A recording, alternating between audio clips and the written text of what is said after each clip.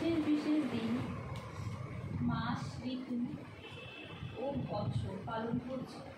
তোমাদের বিষয়ে আমার ভয় হচ্ছে। কি জানি তোমাদের মধ্যে বৃথা পরিশ্রম করেছে। 12 বাস বাস, থ্যাংক ইউ।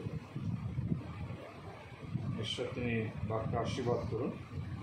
তো আমরা যারা খ্রিশ্চান আর সাধু পোল তাদের উদ্দেশ্যে বলছেন, তিনি বলছেন যে গালাতীয় বিশ্বাসীরা যারা জিহুদি ধর্মাবলম্বী ছিল, সেখান থেকেই যারা যীশুখ্রিস্টকে গ্রহণ করেছে, আর তারপরেও তারা কিন্তু এই সমস্ত বিশেষ বিশেষ দিন পালন করত, যেটা কলসীয় পত্র আরও পরিষ্কার লেখা আছে 3 অধ্যায়, কলসীয় পত্র তার 3 অধ্যায়। আর কলসীয় পত্র, হ্যাঁ, কলসীয় 2 অধ্যায় 16 পদ, কলসীয় 2 অধ্যায় 16 পদ, কলসীয় 2 অধ্যায় 16 পদ। ওইখানে তারপরে পরে যাও না, গালাতীয়, তারপরে হচ্ছে এফেসীয়, তারপরে ফিলিপিও, তারপরে কলসীয়। হ্যাঁ, 16 yeah, 1:6, yeah, 16, খালি 16 yeah, only 16. Therefore don't let anyone judge you in regard to food and drink, or in the matter of festival, or a new moon, or a Sabbath day. হ্যাঁ, ওকে, থ্যাংক ইউ। বাংলায় কত বললে? 16 পদ, 2 অধ্যায় 16 পদ। 16 ফলে খাদ্য বা পানীয়, পর্ব বা অমাবস্যা বা সাব্বাত এইসব সম্বন্ধে কেউই যেন তোমাদের আর বিচার না করে। হ্যাঁ, তো এখানেও কলসীয় পত্রে পোল তিনি খ্রিশ্চানদের, হ্যাঁ, তিনি সাবধান পানি দিচ্ছেন যেন এগুলোকে আর কেউ মনোনিবেশ না করে। কেন? এগুলো হচ্ছে আগামী বিষয়ের ছায়াস্বরূপ। মানে প্রভু যিশুর যে আগমন, তার দিনটাকে স্মরণ করতে বলা হচ্ছে। আর এগুলো যখন আমরা কেউ করে, এই যে ভোজন, পান, উৎসব, অমাবস্যা, বিশ্রামবার, এগুলো পালন করাতে প্রকাশ করে কি যে একটা দিন আসছে। না না, আজকে আমরা প্রার্থনা করছি, কেন প্রার্থনা করি? আজকে আমরা উপবাস করছি, কেন করি?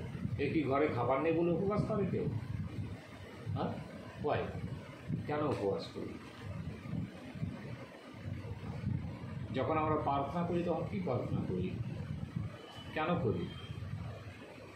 আর প্রার্থনা এই জন্য করি, আমরা জানি যে আমাদের স্বর্গে একজন পিতা আছে, আমাদের স্বর্গে একজন ঈশ্বর আছে, যিনি আমার কথাগুলো শুনছেন। না, তাকে স্মরণ করে যদি আমরা প্রার্থনা করি, তাকে যদি অন্তর্দৃষ্টি দিয়ে, তার সাথে যদি সংযুক্ত হয়ে যদি প্রার্থনা করি, তার উপস্থিতির সামনে উপলব্ধি করে যদি আমরা প্রার্থনা করি, তখন থেকে আমাদের প্রার্থনা শুনি। কেন? তার কাছে প্রার্থনা করছি, ঈশ্বরের কাছে প্রার্থনা করছি। যখনই কেউ হাঁটু পাতে, জানু পাতে, তখন সে প্রকাশ করে যে তার জীবনে একজন ঈশ্বর আছেন। ঈশ্বরকে না, ঈশ্বর হচ্ছেন আমার সৃষ্টিকর্তা, যিনি আমাকে সৃষ্টি করেছেন। তো একদিন কি হবে না, এই জন্য প্রার্থনা করি যে প্রভু, এটা ঠিক যে আমরা প্রার্থনা করি আমাকে সুস্থ করো, আমাকে আশীর্বাদ করো, আর আমাদের ছেলে মেয়েকে আশীর্বাদ করো, আমাদের পরিবারকে আশীর্বাদ করো, আমাদের সমাজ আশীর্বাদ করো, সব কিছুকে আশীর্বাদ করতে বলি। কিন্তু কতদিন এই আশীর্বাদের জন্য, কতদিনের জন্য? For how long? It is for the time being, হ্যাঁ, it is for the short while, short টাইমের জন্য। কত বছর? প্রভু আমার পরিবারকে আশীর্বাদ করো, কতদিন বলতে পারবো? 70 বছর যদি বেঁচে থাকি। না, আর 70 বছরের পরে আর বলতে চাইলেও আর বলতে পারবো না। না, কথা কেউ বুঝতেই পারবে না কী বলছি, আচ্ছা না, বুঝতে পারবে না। আর 80 বছর হয়ে গেলে ব্যাস শুনতে থাকবো না। হ্যাঁ, মনে মনে তখন বলবো, ঈশ্বর এবার তুমি আমাকে নিয়ে চলো, ঈশ্বর তুমি আমাকে নিয়ে চলো। মুখে বলবো না, কিন্তু অন্তরে বলবো। আর যে আসে, আমি প্রস্তুত আছি বাবু, সবসময় আমার বাবা বলতো, বাবা আমি প্রস্তুত আছি। আমি তা বলতে পারি না, প্রভু তুমি আমাকে মেরে ফেলো, কিন্তু প্রভুকে বলি, প্রভু আমি প্রস্তুত আছি। কোথায় যাওয়ার জন্য? ঈশ্বরের কাছে। ঈশ্বর থাকে কোথায়? এটাই তো আমাদের চাওয়া পাওয়া পৃথিবীতে। কিন্তু আমরা কি বলি, ঈশ্বর তুমি আমাদেরকে আশীর্বাদ করো, আমাদের যেন অনেক টাকা হয়, আমাদের যেন নিজের ঘর বাড়ি হয়, আমাদের যেন গাড়ি ঘোড়া হয়। আর রাস্তায় অ্যাক্সিডেন্ট হলো। আমার মনে আছে আজ রাতে দাসবাবুর ছেলে যখন তিনি কার কিনে নিয়ে এলেন, প্রথমবার উনি আমাকে ডাকলেন যে পাদ্রি ও একটু প্রার্থনা করবে। আর ওর মা চোখে দেখতে পায় না, বললো যে আমার মায়ের অনেক দিনের ইচ্ছা ছিল, স্বপ্ন ছিল যেন আমি একটা নতুন কার আমি নিয়ে আসি। আর তিনি কারটা নিয়ে এলেন, মিষ্টি নিয়ে এলেন, আর চার্চে অনেক লোককে ডাকলেন, কিন্তু বললো যে না না, আমাদের এখানে সরোজ পাদ্রি আছে, এখানেই প্রার্থনা করবেন। আর আমি প্রার্থনা করলাম, তারপর মাকে ধরে নিয়ে এলো, মা তো চোখে দেখতে পায় না, আর মাকে হাত দিয়ে ধরে ধরে দেখাচ্ছে, মা দেখো তোমার ছেলে গাড়ি কিনেছে। আর ও মাকে দিয়ে হাত বুলিয়ে বুলিয়ে পুরো গাড়িটা দিল। হ্যাঁ, আর 2 সপ্তাহ পর আমাদের চার্চে প্রেয়ার ছিল, ফাস্টিং প্রেয়ার। তো আমি যখন গেলাম, তো যাচ্ছেন কোথায় নটনটা, সরোজ ভাই আমি তো একটু বাইরেই যাচ্ছি, 10 মিনিট বসে। রবিবার ছিল না, এটা অন্য দিন ছিল, খুব সম্ভবত এটা বুধবার ছিল, বুধবার, যে আপনি আসুন। না সরোজ ভাই আজকে না, কয়েকটা দিন পরে। কেন?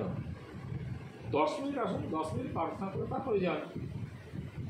সরোজ ভাই আমি দুঃখিত, সবাই তো রেডি হয়ে গেছে, পরের মাস থেকে আমি বসবো।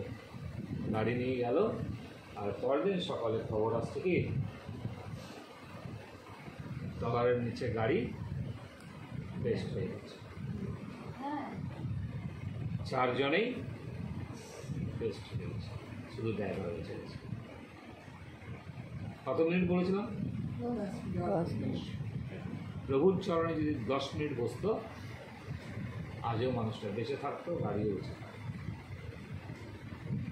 প্রভুর দাসের কথা অবহেলা করা মানে নরকে যাওয়া। ঠিক আছে, আমরা হয়তো বড় বড় পোশাক পরি না, ক্যাসেট পরি না, কিন্তু প্রভুর দাস, যখন কেউ প্রভুর দাসের কথা অমান্য করে, তবে মানুষের দৃষ্টিতে, ইউ রিড প্রভাবস 16:25, হিতোপদেশ 16 অধ্যায় 25 পদ পড়ে। হ্যাঁ, খুলতে হবে ওল্ড টেস্টামেন্ট। হ্যাঁ, সামস, আফটার সামস, হ্যাঁ, সামনে মিডিল। দিয়ে। হ্যাঁ, হিতোপদেশ 16 অধ্যায় 25 পদ। হ্যাঁ, আমি এটা কিন্তু স্টাডি নিচ্ছি। হ্যাঁ, ওকে, এবার প্রভাবস চ্যাপ্টার 16 ভার্স 25।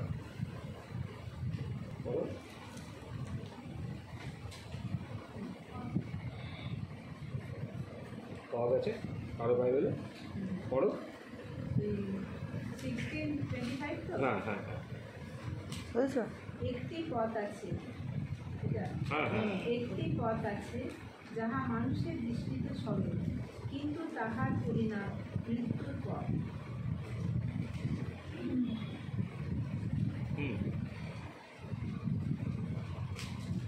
একটি পথ আছে যাহা মানুষের দৃষ্টিতে সরল,